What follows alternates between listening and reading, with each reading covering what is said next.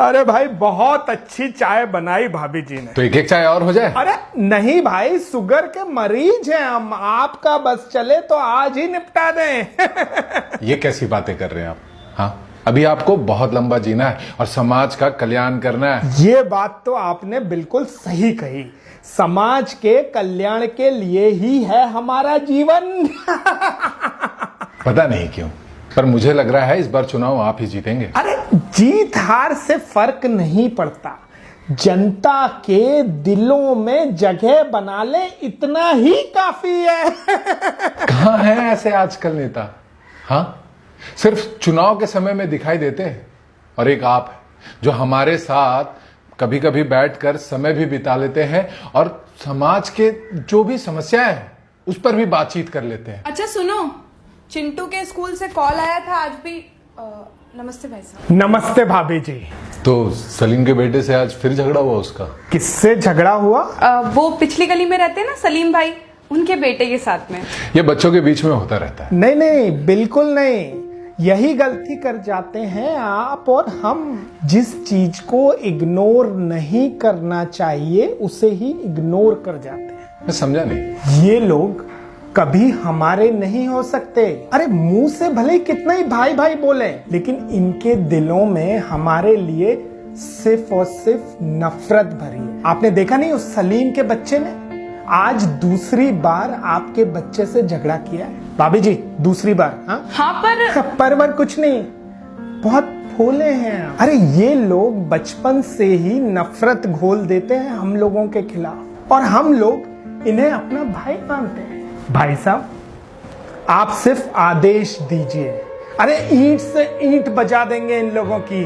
अब आप भी यहाँ चुप मत बैठिएगा जैसे देश के हजारों हिंदू चुप बैठे हुए हैं। अभी जाना होगा, एक कार्यकर्ता का मैसेज आया है। लेकिन भाई साहब बस आप एक आदेश दीजिए, इनको इनकी औकात ना दिखा दी ना तो साला चुनाव लड़ना छोड़ देंगे। चलते हैं।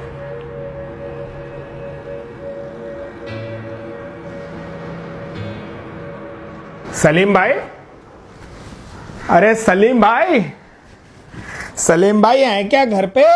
अरे नेताजी कैसे हैं आप? हम तो ठीक हैं, आप बताइए अपनी।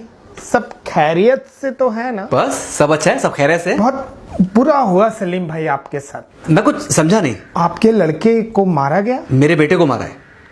किसने? अरे सुरजीत के बेटे ने स्कूल में। अरे नहीं नहीं, वो तो बस ऐसे ही, वो बच्चों का होता है ना, आपस में थोड़ा सा खेल खेल में ही थोड़े झगड़े वगड़े, तो वो ऐसी कोई बड़ी बात नहीं। सलीम भाई बहुत भोले हैं, बहुत भोले हैं और आपके इसी भोलेपन का नाजायज फायदा उठाते हैं ये लोग।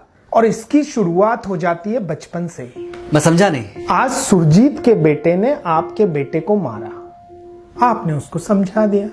कल फिर मारेगा, कल फिर आप समझा देंगे। लेकिन सलीम भाई कब तक आपके बच्चे और आपके लोग इस तरह मार खाते रहेंगे और कब तक आप उन्हें समझाते रहेंगे? अरे भाई यही वक्त है, उठाइए पत्थर अपने लिए, अपने लोगों के लिए, अपने बच्चों के लिए, अपनी पीढ़ियों के लिए। और आप अकेले थोड़ी ना हैं, हम लोग हैं ना आपके साथ। आप बस पहला पत्थर उठाइए और उसके बाद हजारों पत्थर हम चलाएंगे आपके लिए। वाह नेताजी वाह, कमाल कर। अरे बैठिए बैठिए बैठिए, कहाँ जा रहे हैं आप? भाईजान चाय बन गई क्या? बस चाय बना ही रहा था मैं। एक्चुअल में आपकी जो भाभी जान है वो बच्चों को लेने गई है। मेरी बेगम जान, इनकी भाभी जान, वो इनके और मेरे बच्चों को लेने के लिए इस टाइम पे स्कूल जाती है। नेताजी पता है आपको इतना लंबा सुनने की आपको वजह क्या थी? चुप तो मैं आपको पहले ही करा देता, लेकिन अगर मैं आपको पहले चुप करा देता ना तो बहुत से लोग आज इस बात को समझ नहीं पाते। एक जरा सी बात को कैसे दंगे में बदलना है, ये आप जैसे कुछ नेताओं से सीखना चाहिए। अरे सुरजीत भाई, हम लोग दूरदर्शन के जमाने के लोग हैं, जब ये रामायण महाभारत अलिफ लला एक साथ देखा जाता था। ये आज के सोशल मीडिया वाले नहीं है, व्हाट्सएप फेसबुक वाले, जिनको लड़ाना बहुत इजी है, हमें लड़वाना बहुत मुश्किल है नेताजी। बचपन से हम साथ हैं और हमारी लड़ाई अगर कभी किसी से हो जाती थी ना तो हम हिंदू या मुसलमान बिना पूछे एक दूसरे के लिए लड़ जाते थे। बिल्कुल सही बात। आज की तरह नहीं है कि जरा सी लड़ाई को धार्मिक जामा पहना दिया और उसके बाद पूरे देश को अशांति के माहौल में झोंक दिया। अच्छा तो फिर मैं चलता हूँ, वो कार्यकर्ताओं के मैसेज आ रहे थे। अरे नेताजी बैठिए बैठिए, बस चाय बनी गई है, चाय पीकर जाइएगा। नेताजी, इस बार का चुनाव तो आपके हाथ से गया। 4 वोट तो गए इनके, 2 मेरे घर के और 2 मेरे घर की।